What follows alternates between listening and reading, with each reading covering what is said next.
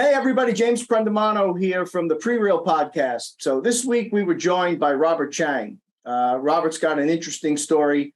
He began managing apartments at 16 years old.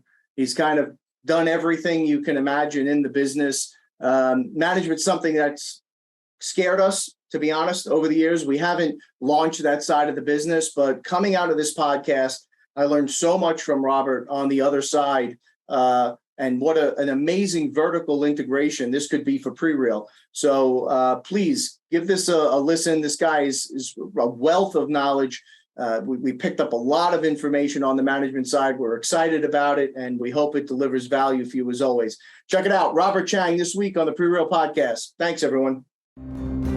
Are you ready to bring your real estate game to the next level? My name is James Prendamano. I'm the CEO and founder of Prereal, and over the past 25 years, I've closed over $1 billion in transactional real estate. Each week, I'm meeting with outstanding investors, high-performing individuals, and visionaries operating in the real estate space. These are the people that are actually out there in the real estate game right now getting it done. This podcast aims at bringing anyone's game to the next level. This is the Prereal Podcast. Welcome, everyone, to the Prereal Podcast. We're joined today by Robert Chang. Robert is the CEO of Passive Wealth Coach Systems. And similar to me, it appears Robert's been around the business probably as long as he can remember. You know, he started managing apartments at the tender age of 16. He's now managing close to $200 million in portfolio assets and has acquired over $10 million of his own real estate, really carving a heck of a path here. Robert, thanks for taking the time and joining us today. Thank you, James. I'm happy to be here, and I'm here to add value. Well, we appreciate that. The audience, especially in these times where there's a lot of uncertainty out there in the market, and folks are not quite sure which way things are going to go. We certainly have our own opinions and have been screaming about it for the last 3 years, seeing this market coming. Why don't you start, it jumps out at you when you're reading that you started managing buildings or apartments at 16 years of age. Can you give the audience a little bit of context and history? Absolutely. So I've worn pretty much every hat in the multifamily industry. I started out at 16 doing the books on these big, paper ledgers. They fold out like 8 wide, the debits and credits and the green and the white. My little pencil, calculator, and a ruler. So I was just getting, state minimum wage from my parents so I could do the books for them. And because I have a personal interest, I like real estate. So that's what I said, well, why don't you just do it for us? Started doing that. Then follow my uncle around, doing the handyman stuff because I was little, crawling in the attics and the crawl spaces, cleaning out the rats' nests, and just learning the business from the ground up, from the gutter up. I was a little naughty, so I'd get in trouble, and they would send me to go pick up all the cigarette butts around the grounds. So I wasn't naughty after that. I didn't really enjoy it. I moved up to door knocking, asking for the rents, kind of being the debt collector. That was interesting. I had some kind of hostile moments with some tenants thinking, who the hell is this kid asking me for money? And eventually went to college, got my degree in economics, and came back and worked for Marcus & Millichap about 4 years as an agent broker. And after that, I started flipping houses in the ghetto. And then that led me to become a general contractor. I did my 4-year apprenticeship, got my general contractor's license. I did contracting jobs for 8 years straight, just driving. I gave up my brokerage activities and I just became a house flipper and a contractor, driving a work truck with the ladder, man. Literally wearing a work belt, swinging the hammer, cutting a saw for about 8 years straight, until one day I put an ad on Craigslist for my construction services. And this really nice lady, we still take care of her family's properties today. She asked if I would be the maintenance manager. And I said, well, I don't even know what that is. What's a maintenance manager? You want me to put a new facade on your building, or I don't even know what you're asking me to do. So she brought me into her house, into her coffee table, sit down, and said, well, I like you. I'd like you to do some sample work for me, and then I'll have a proposal for you. So she brought me on. She liked the work. And from then on, I became a maintenance manager for like 30 units. That was my very first contract. And then from then on, it grew. So I became the maintenance manager. Then I became the actual offsite manager, collecting the rents, doing the leases, because I never let my brokerage license expire. I kept it active just in case. And so I started doing full service management. And then some of the neighbors heard word they needed help. So I started helping them. And then it really just grew organically. I wasn't really marketing the management business, the fee management business so much, because I'm still doing full-time contracting. So it just gradually grew. I was managing 163 doors just by myself, me and my truck. I'm talking about these two hands doing everything. And it got to the point where I need to get some leverage because I have a baby on the way. And my wife said, Rob, you cannot be working 12 hours a day anymore. You're going to have to be home sometimes. So I had to figure that out. I hired a coach. I hired a real estate coach, just a realtor coach to be specific. And he showed me how to leverage. So I hired four employees, and then the business doubled in a year. And then I started buying properties to invest in. And that's when our portfolio really grew. And we started making wealth for ourselves, not just our clients.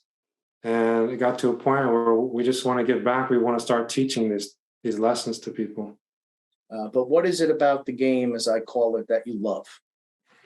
Well, it's definitely a spiritual game. And they used to have this saying that commercial property is great because there's no emotions involved.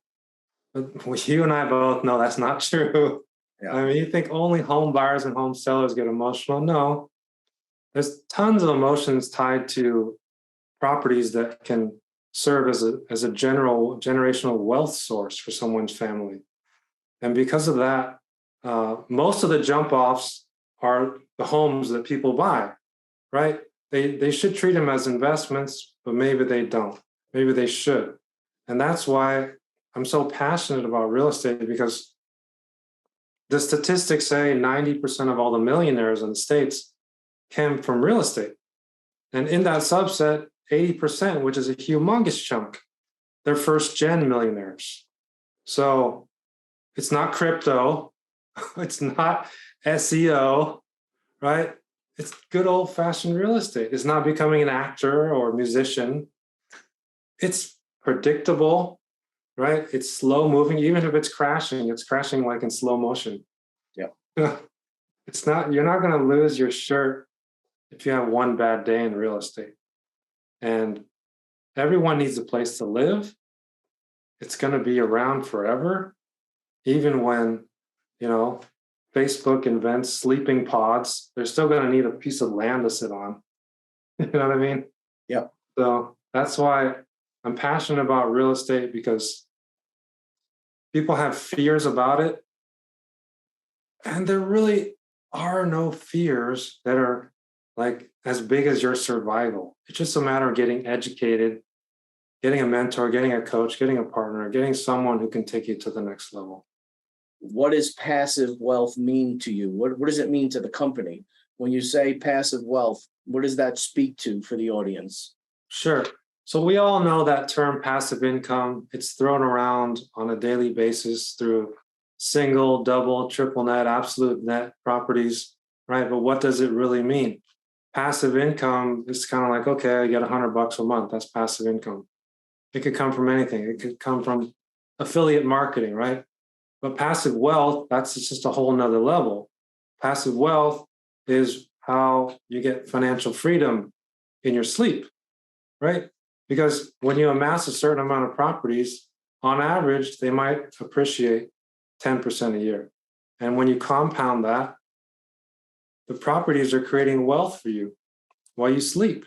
And in the meantime, they're cash flowing. Well, that helped their cash flowing if you bought them at the right metrics. And so that's why we help create a system for our clients to work hard and work smart in the beginning, getting the machines set up, getting the passive wealth machines set up so that it can create passive wealth, not just passive income, but generational wealth, financial freedom, freedom of time, duration, location, and activity, which is what everybody wants but thinks it's some far off, unattainable thing, when really it may just be a matter of focusing that's required. Are you speaking to folks that have X amount of assets already under management, and you're showing better ways to do it through technology or whatever your systems are? Are you talking to and coaching up folks who don't own a single piece of real estate yet? Who's your target audience? Who are you speaking to, and who are you helping? Definitely. I appreciate that question, James. So our audience are two types: real estate professionals that have some experience and want to scale up their income. Secondly is real estate investors who have at least one property.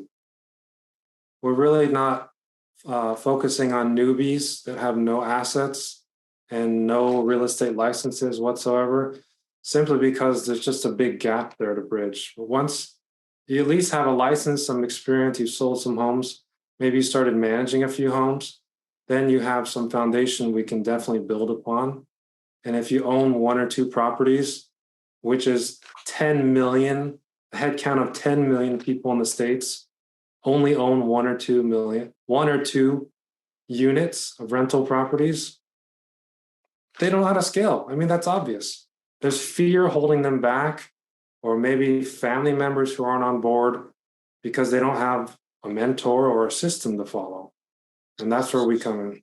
What type of investor or realtor should be looking and saying, okay, Robert's my guy. Robert's the one that's going to take me to the next level? Yeah, we have two topics, and that's investing and management. Owning a management business with management activities, that's a passive business when you build it right. Passive income generating business, which leads to enough income so you can buy passive wealth generating assets. And that's the path I took, was building up the management company to a point where it was spitting out plenty of revenue with very little involvement from myself. So we could go buy assets and we could flip them and then 1031 into more. So we just started with one little dinky house for $750K. 7 turns later, it's $7.5 million.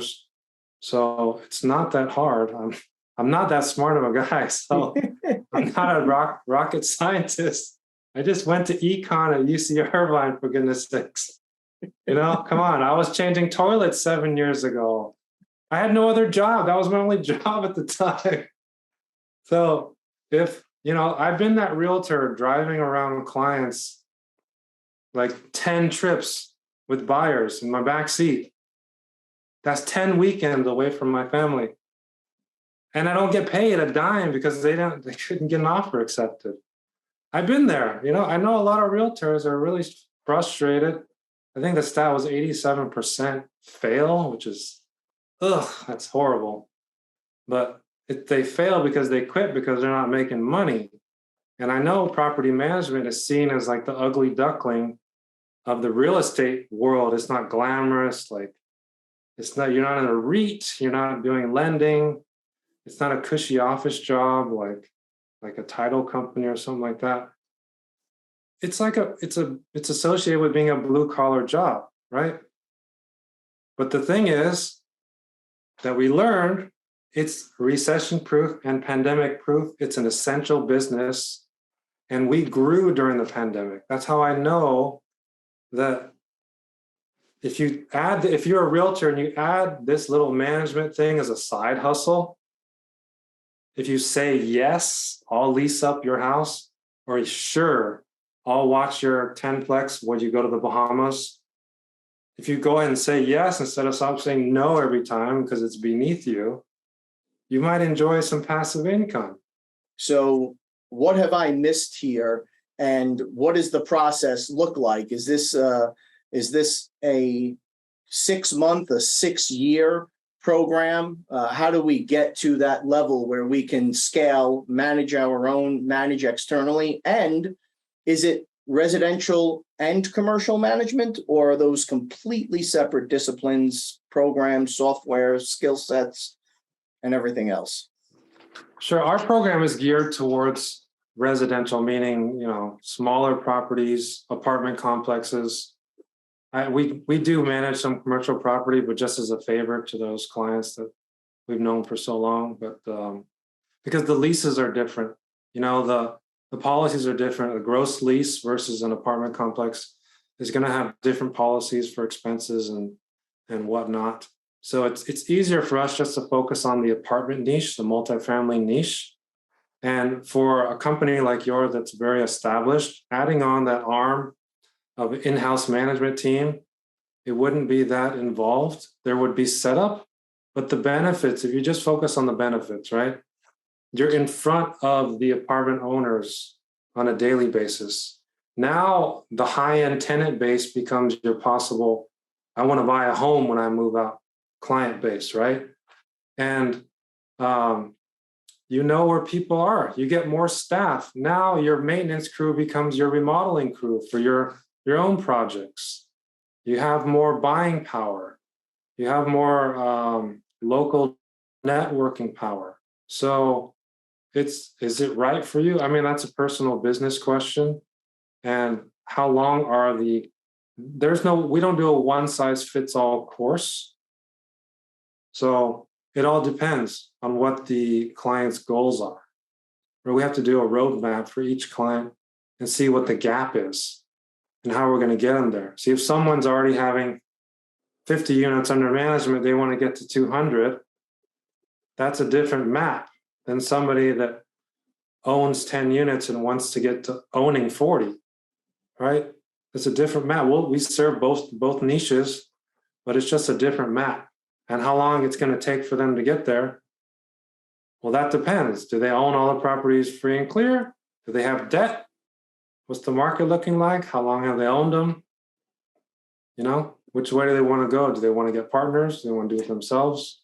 You feel that there's a pathway where through the management model alone, you can be profitable and carry the proper insurances and deal with the risk management? I mean, it's not, it seems at least like it's a side of the business that's just rife with risk and litigation exposure. Yeah, when you mentioned insurance, I'm like, oh yeah, my insurance tripled. But not because we got sued. We have never been sued, but just because of all the lawsuits that happened during COVID. Yep. The insurance rates just tripled, and the carriers, I think so many carriers went bankrupt. It's just fascinating because there's so many payouts, even if the claims are frivolous. I mean, that's just something that goes with the territory, right? Like the worst claim that ever happened that I heard about was one tenant had a water leak. It was upstairs, downstairs unit, and it leaked downstairs. And they reported the leak to the landlord about a month later, but they refused access. They blocked access and said they were sick. They didn't want anybody to enter. And they got a huge payout. I mean, they got a big payout. And I don't even know how that's legal, but these things happen. But they don't shut down the management company. I mean, the insurance pays out, right? That's the insurance's job to negotiate with the tenant's lawyer. Is there litigation? Yeah. Do tenants not pay the rent sometimes? Yes. It's like that in some counties here still. I don't know why it's still like that. Do we have to make creative solutions like giving them $10K for their keys? Yes. I did one last week. It's time or money, James. You know that, right? Yeah. Without a doubt. It just when it's time and money, it's problematic. So yeah, that's the rare case. For the most part, honestly, that's why I wrote the books, because it's passive. So, for example, let's just take one unit example that's really easy for your, for parts of the audience. One unit, one single family home, it gets rented out. You do work to get the lease up. So what? You get a leasing fee. What is it? Half the month's rent? That's pretty market, right?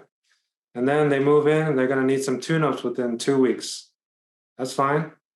What is that? One phone call, one email to the contractor to go back there.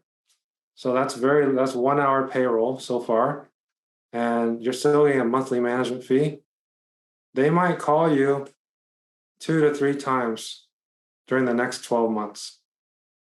So there is some setup, there's some work, but usually they never call you. Like tenants don't call you unless there's a problem.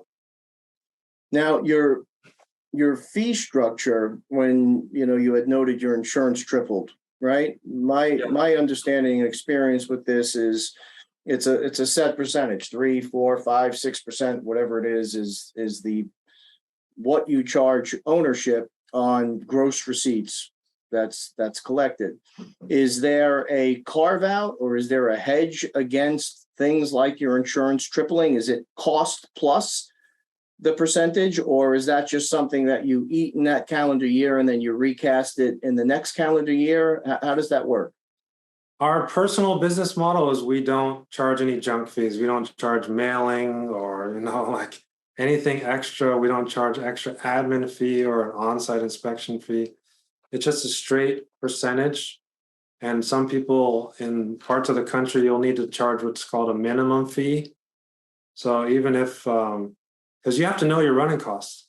Rents here in the Bay Area, if it's $5,000 for a house, you can charge 8%, right? And it's fine. But if you're in Missouri and the rent's $500 a month, I don't think you're going to take, $50 for a month. You shouldn't. You should have a minimum of whatever, $200 a month. You should have a ceiling, a floor, a fee floor for what you do so you can scale. Because what you're doing, you're taking the burden off the owner. And that has value. That's tremendous value. Now, again, because you focus on passive and passive is passive, management is very active. Does your system teach how to get to a place of it truly being a passive management company? Again, we've never done it, but I know the stories. I've been in the business my whole life, and it just seems like it's one of those businesses where you're constantly in the weeds. And when you're in the weeds, man, you get lost. It's tough. Is there really a pathway to passively manage a building or buildings? Yes. So when I say passive, I mean passive for the building, for the management company owner. Right. Of course. Yeah, for the owner. So no headaches for the owner. And obviously the employees have to do the work, right? But it's about automating systems, making everyone accountable, having a good company mission, a vision that everyone's on board with. It's about who, not how, right? Everyone has to have ownership of the outcomes, weekly team meetings, having great software in place. All the rents are digitally collected. The owners are paid out digitally. I mean, all the leases are signed digitally from first contact to I'm happy you're at your new place. Everything is digital. There isn't a single piece of paper that changes hands. So there's no errors, there's no mistakes. It's automated. I mean, before the process used to take hours just to show somebody an apartment. We've taken keys pretty much out of the game. They're all digital locks now, and that's how they kind of forced us in COVID, right? Nobody wants to see each other, so digital, contact-free, everything, virtual tours. We'll do a professional virtual tour, maybe sometimes with digital furniture, just to get payroll hours way down. So that instead of having 5 people manage a portfolio of 250, they can manage 1,000 units. So that's how you can scale and grow your profits substantially and make it worth the one call that gives you a headache a month. Is there a model like, is it you have to plan on 2 years of just investing in the company and you have to be at 50 units before you start to break even? Is that part of the formula here, or are you able to grow it as you go and kind of stay out of the red, if you will, as you're scaling? What are the reasonable, real expectations?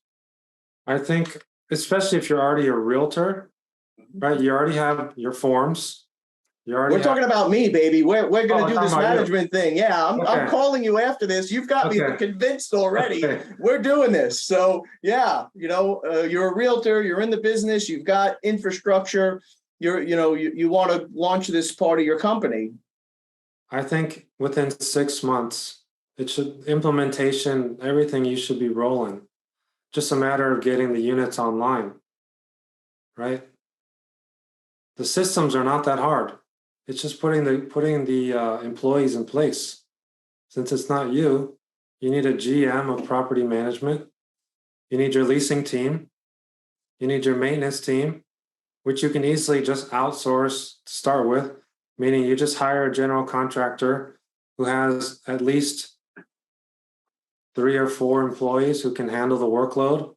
Somebody who wants to fill their schedule in between the remodeling and the new homes. Yep. I'm sure there's somebody who doesn't mind doing that. Yep. And then that you have an agreement that, hey, look, when I call you, you got to go.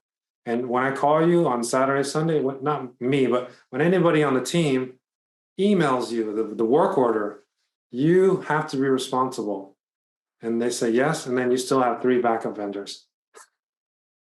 So it's just a matter of, I think the anxiety comes from not having the vendors in place. It's like, oh, who's going to call me at night when the toilet burst or something like that? But that's so rare. I mean, that's why you qualify the property before you agree to take it on. Qualify the owner. If it's an outside owner, you qualify the owner. Like, again, you have to get with your mission and your values. You're not a freaking slumlord. You're going to be the best landlord somebody ever had. So because of that, you need an owner that does not care what CapEx is that year, because they want their building running tip top, right? And you want to make sure that they're going to be working with you. Okay? So when you qualify them in the beginning, it's easy. It's easy. But when it's really hard, is you get an owner that doesn't want to spend any money. Because the tenant calls and says, hey, Team Rob, like, there's brown water coming out of my pipes. Y'all need to do something about that. And I'll call the owner. This is a true story, by the way. I called the owner and said, hey, it's kind of bad. Didn't you want to fix the pipes? No, it was fine. I was fine with it when I lived there. Oh, man. Are you supposed to stay geographically focused, or as you scale, are you able to manage things that are not in your immediate backyard? I definitely think once you optimize and scale, there's no reason you can't do it in another area.